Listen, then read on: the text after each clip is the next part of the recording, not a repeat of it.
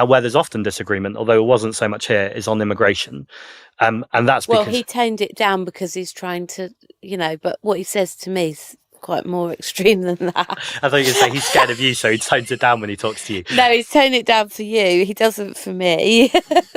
I can completely understand, particularly if you're living somewhere like Clacton or somewhere by, the beach or Dover, that you look at your neighbourhood, and these aren't my words, these are people who have spoken to me who go, look at my neighbourhood, it's a shithole, there's no investment here. And then you're told constantly these stories about people who are just coming over here. And then you're told lies about how they're just getting benefits or just getting luxury housing, and why that breeds resentment. And so it comes back to exactly where we start off. I think we need to tell more powerful stories that are rooted information, but actually challenge these myths that are being peddled.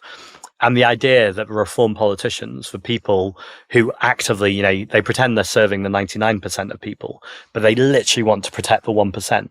The idea that they've got the solutions or they're doers. Sure, they are doers, but they're not going to be doers for 99%. They're just going to further entrench wealth and power and make sure that they don't give a shit at all about those working class communities or your plumber. And so I think we've got to keep pushing the point that Nigel Farage wants to take our public money, our public wealth, and give it to private investment, give it to his wealthy mates, have a closer relationship with his mate, Donald Trump. Nigel Farage was in the Epstein files, but no one seems to be talking about that. That doesn't necessarily mean he's doing anything wrong, but it certainly raises questions. And so I think we've got to point out that gap, but also more importantly than anything, we do have to give people hope.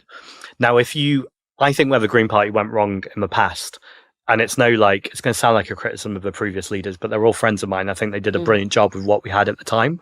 I think we're in a different context right now. Is if we just go to hope, it can sound a bit middle class or it can sound a bit wishy-washy. Someone's like, my life's shit, everything's crap, and you're saying to me, let's just, feel hope. I think you've got to connect with the anger first, and you've got to really experience what people are experiencing right now and why they're angry, and not dismiss